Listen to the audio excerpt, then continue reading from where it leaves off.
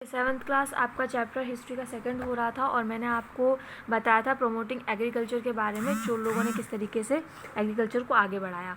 अब यहाँ पर आपका दिया हुआ है, in the delta region of river Kaveri many embankments were built to control floods. तो उन्होंने क्या किया कि कावेरी नदी के आसपास जो डेल्टा इलाके थे उसमें उन्होंने क्या बनवाया, बांध वगैरह बनवाए जहाँ से बाढ़ वगैरह को रोका जा सके। Irrigation facilities were develop to support agriculture, सिंचाई के नए नए साधन बनवाए गए जिससे एग्रीकल्चर को बढ़ावा दिया जा सके। Canal were built and wells were dug to provide water to the fields, बड़ी बड़ी नहरें बनवाई गई, कुएँ खुदवाए गए ताकि इरिगेशन जो है फील्ड में हो सके। Tank were constructed to collect rain water for irrigation, बड़े बड़े टैंक बनवाए गए जिसमें बारिश का पानी इकट्ठा करके उसको सिंचाई के लिए उपयोग किया जाता था। Channels were built along the tank to carry the collected rain water to the fields, मतलब छोटी छोटी नालियाँ आप कह सकते बनवाई गई उन बड़े बड़े टैंक्स के पास ताकि वो पानी जो है वहाँ से खेतों में जा सके ना।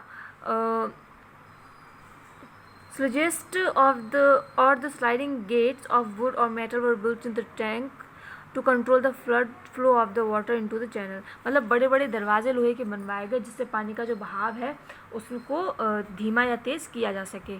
The irrigation work made it possible to grow 2 crops annually in many areas. तो इरिगेशन का ये जो वर्क जब बढ़ गया तो उससे क्या पॉसिबल हो गया कि एक ही साथ दो तरीके की फसलें जो हैं वो एक साल में उत्पन्न हो जाती थी। पहले पूरे साल में एक फसल हो पाती थी, फिर दूसरे को सिंचाई के लिए उनको मेहनत करना पड़ता पानी वगैरह के लिए, लेकिन अब ऐसा सुविधा के अकॉर्डिंग कि वो एक बार में ही एक ही एरिया में 2 तरीके की अलग अलग फसलें कर सकते थे। Common people also help in construction and maintenance of irrigation work, जो आम व्यक्ति थे, आम लोग थे, उन्होंने भी इस मेंटेनेंस और इरिगेशन वर्क में राजा की मदद की।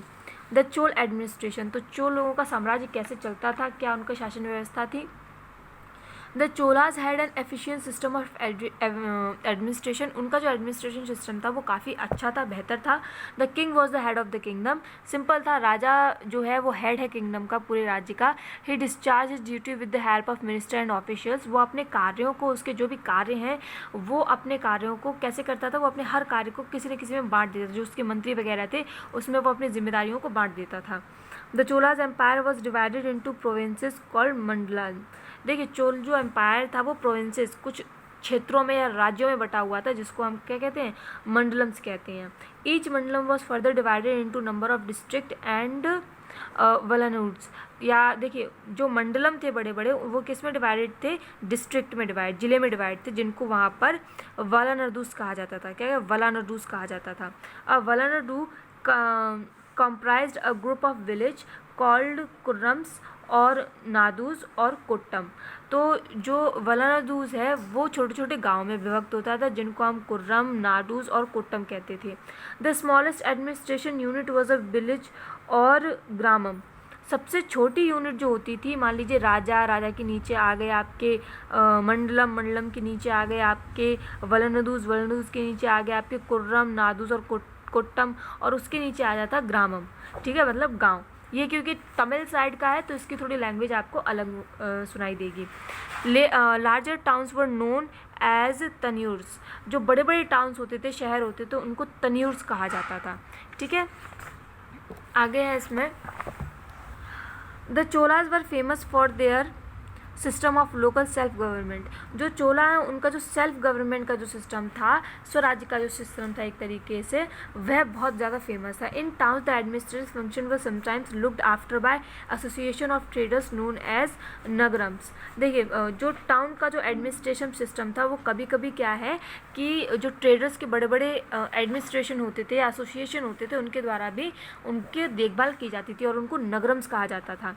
Village become important as agriculture become the primary occupation of the people, क्योंकि खेती बाड़ी जो है वो वहाँ का प्राइमरी ऑक्यूपेशन था, मुख्य ऑक्यूपेशन था, तो क्या हुआ कि वहाँ पर एग्रीकल्चर जो है वो बहुत ज़्यादा इम्पॉर्टेंट बन गया। This led to the emergence of many settlement, और इसकी वजह से बहुत सारे व्यवस्थाएं करनी पड़ी ऑफ पीजेंट्स नोन एज उर्स, पीजेंट्स के लिए, किसानों के लिए, जिनको उर्स कहा जाता था। Each ur had an assembly of landlords that elected the village council, हर जो उर होता था उनकी एक अलग पीजेंट जो होते थे उनकी असेंबली होती थी जिसमें वो लैंडलॉर्ड जो होता था वो विलेज काउंसिल को इकट्ठा करके वहाँ के लैंडलॉर्ड को विलेज काउंसिल को चुना करते थे। The village council and the Nadu performed many administration function including providing justice and collecting tax. तो विलेज काउंसिल का काम क्या होता था कि वो जो किसान है उनके हक में कार्य करे, अगर उनके साथ कुछ गलत होता है तो उसके लिए आवाज़ उठा, और साथ साथ टैक्स भी कलेक्ट करती थी वो राजा के लिए, ठीक है। The affairs of nadu were control largely by the rich peasant of the Vellala caste. जो नाडू होते थे वो किसके द्वारा कंट्रोल किए जाते थे? वेलेला कास्टल में जो रिच पीजेंट्स होते थे, अमीर जो किसान होते थे उनके द्वारा। But under the supervision of the Chola government, लेकिन उन सब पर अधिकार होता था चोल गवर्नमेंट का, ठीक है। ये जो आपकी व्यवस्था होती थी ये नीचे तौर पर किसानों की, व्यापारियों की, इनकी चलती थी, लेकिन सब पर सबसे सुप्रीम पावर पर कंट्रोल होता था तो वो चोल गवर्नमेंट का होता था।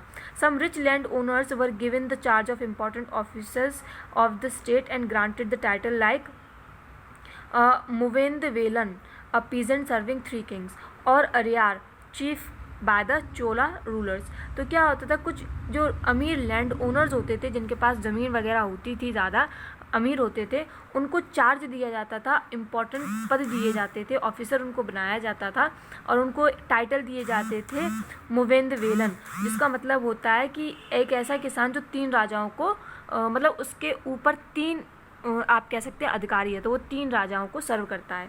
और अरियार भी उसको कहते थे, बाय द चोलाज रूलर के द्वारा उसको ये कहा जाता था, ठीक है।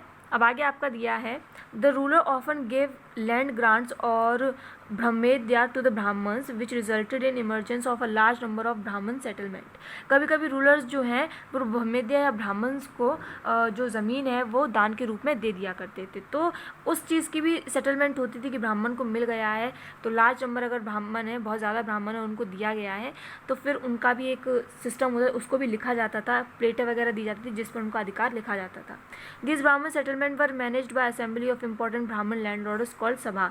सभा के द्वारा ब्राह्मण को दिए गए ज़मीन के जो मुद्दे होते थे उनको संभाला जाता था, उनको एक प्लेट लिख कर दी जाती थी कि ये चीज़ आपकी है, अगर कोई आपसे पूछेगा तो आपको ये प्लेट दिखानी पड़ेगी।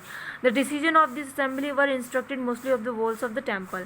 ज़्यादातर जो ये डिसीजन वगैरह होते थे, जो मंदिर की वॉल्स वगैरह होती थी, उन पर छाप दिए जाते थे, तो लोगों को उसके बारे में जानकारी हो जाती थी। तो आज मैं आपको यहीं तक बताऊँगी, बाकी का मैं आपको नेक्स्ट टाइम बताऊँगी। आई होप आपको समझ में आया हो। Thank you and have a nice day all of you.